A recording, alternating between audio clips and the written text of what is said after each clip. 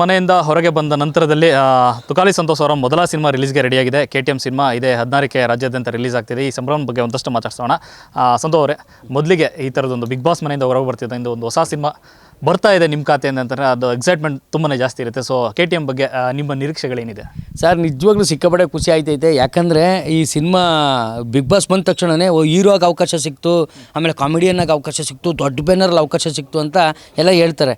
But ನನಗೆ ಆ ಥರದ್ದೇನು ಸಿಕ್ಕಿಲ್ಲ. ಅದಕ್ಕಿಂತ ದೊಡ್ಡ ಸಿಕ್ಬಿಟ್ಟೈತೆ. ಏನಂದರೆ ನಾನು ಬಿಗ್ ಬಾಸಿಂದ ಬಂದ ತಕ್ಷಣವೇ ಸಿನಿಮಾನೇ ರಿಲೀಸು, ಅದು ದೊಡ್ಡ ಮಟ್ಟದಲ್ಲಿ. ಇದೆಂಥ ಆಫರು ನನಗೆ ಸಿಕ್ಕಿದೆ ಆಫರ್ ಇದು. ಅದನ್ನು ಯಾವುದೇ ಒಂದು TV ಇಂಟರ್ವ್ಯೂಗಲ್ಲಿ ಎಲ್ಲಿಗಾದ್ರೂ ಹೋಗಲಿ, ನಮ್ಮ ಅರುಣಣ್ಣ ನೀನು ಬರಬೇಕು ಅಂತದೆ. ಅದು ಅರುಣಣ್ಣ ಮತ್ತು ನಮ್ಮ ಮಧ್ಯೆ ಇರ್ತಕ್ಕಂಥ ಒಂದು ಬಾಂಡಿಂಗು ಸಿಕ್ಕಾಪಟ್ಟೆ ಖುಷಿ ಆಯ್ತದೆ ಸರ್.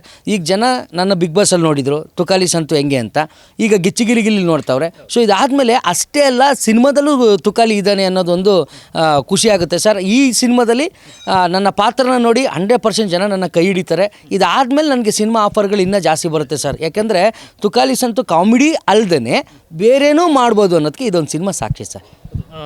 ನೀವಾಗಿ ನಟಿಸದ ಸಿನಿಮಾ ಇದೆ ಆ್ಯಕ್ಚುಲಿ. ಅಂದರೆ ನಗುನ ಕಂಟ್ರೋಲ್ ಮಾಡಿ ತೆರೆ ಮೇಲೆ ಕಾಣಿಸ್ಕೊಳ್ಳೋದಿದೆಯಲ್ಲ. ಯಾಕಂದರೆ ಸಂತು ಅಂದರೆ ಬ್ರ್ಯಾಂಡ್, ಅದು ಕಾಮಿಡಿ ಇದ್ದೇ ಇರುತ್ತೆ. ಅದನ್ನು ತಡ್ಕೊಂಡು ನಡ್ಸೋದಿದೆಲ್ಲ ಎಷ್ಟು ಕಷ್ಟ ಆಯ್ತು ಅಂತ. ಅಯ್ಯೋ ಸರ್, ಸಿಕ್ಕಾಪಟ್ಟೆ ಕಷ್ಟ. ನಾನು ಸಡನ್ಲಿ ಒಂದು ಸ್ಯಾಕ್ ತಗೊಬಿಟ್ರೆ ಅವರು ಸಂತು ಇದಲ್ಲಪ್ಪ, ಇದು ಮಾಡಬಾರ್ದು ಅನ್ನೋರು.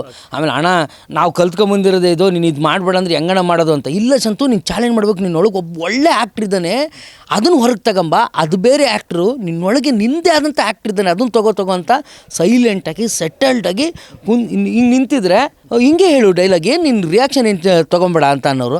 ಆಮೇಲೆ ಅದೇ ಮೂಮೆಂಟಲ್ಲಿ ಒಬ್ಬ ಫ್ರೆಂಡ್, ಕಾಮಿಡಿ ಕಿಲಾಡಿ ಸಂತು ಅಲ್ದೇ, ಒಬ್ಬ ಕಾಮಿಡಿಯನ್ ಅಲ್ದೇ ಒಬ್ಬ ಫ್ರೆಂಡ್, ಒಬ್ಬ ಹೀರೋ ಫ್ರೆಂಡ್ ಹೆಂಗಿರ್ತಾನೆ, ಒಬ್ಬ ಆತ್ಮೀಯ ಗೆಳೆಯ ಹೆಂಗಿರ್ತಾನೆ ಅನ್ನೋದನ್ನು ನೀಟಾಗಿ ಪಿಕ್ಚರ ತೋರಿಸಿ ಆ್ಯಕ್ಟ್ ಮಾಡಿಸಿದ್ರು ಸರ್.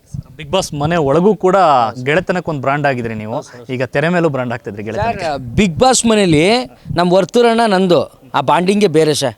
ಅದು ಆ ಸ್ನೇಹಕ್ಕೆ ನಾವು ಬೆಲೆನೇ ಕಟ್ಟೋಕ್ಕಾಗಲ್ಲ. ಅಂಥ ಅದ್ಭುತವಾದಂಥ ಸ್ನೇಹನ ಸಂಪಾದನೆ ಮಾಡ್ಕೊಂಬಂದೆ, ಸ್ನೇಹದಲ್ಲಿ ಗೆದ್ದೆ. ನಮ್ಮ ವರ್ತೂರಣ್ಣನಂಥ ಸ್ನೇಹ ಸಿಗೋಕ್ಕೆ ನಾನು ಪುಣ್ಯ ಮಾಡಿದ್ದೆ.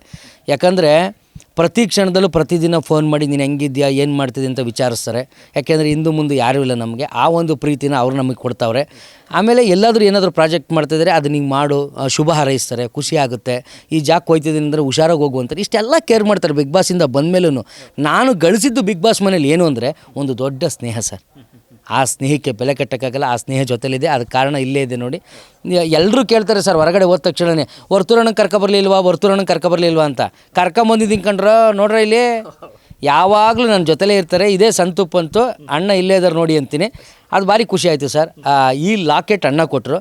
ಈ ಲಾಕೆಟ್ ಯಾವಾಗಲೂ ನನ್ನ ಕೊರಳಲ್ಲಿ ಇರಬೇಕು ಅಂತ ಮಾಸ್ಟರ್ ಮೂವಿ ಪ್ರೊಡ್ಯೂಸರ್ ಪುಟ್ಟರಾಜಣ್ಣ ಈ ಒಂದು ಲಾಕೆಟ್, ಈ ಒಂದು ಚೈನ್ ಕೊಟ್ಟರು ಸರ್. ನಿಮ್ಮ ಗೆಳೆತನ ಯಾವಾಗಲೂ ಹಿಂಗೆ ಇರಬೇಕು, ನಿಮ್ಮ ಗೆಳೆತನಕ್ಕೆ ನನ್ನೊಂದು ಅಳಿಲು ಸೇವೆ ಅಂದ್ಬಿಟ್ಟು ಪಾಪ ಅವ್ರ ಮನೆಗೆ ಕರೆಸಿ ಕೊಟ್ಟರು. ಖುಷಿ ಆಯಿತು ಸರ್, ಭಾರಿ ಖುಷಿ ಆಯಿತು.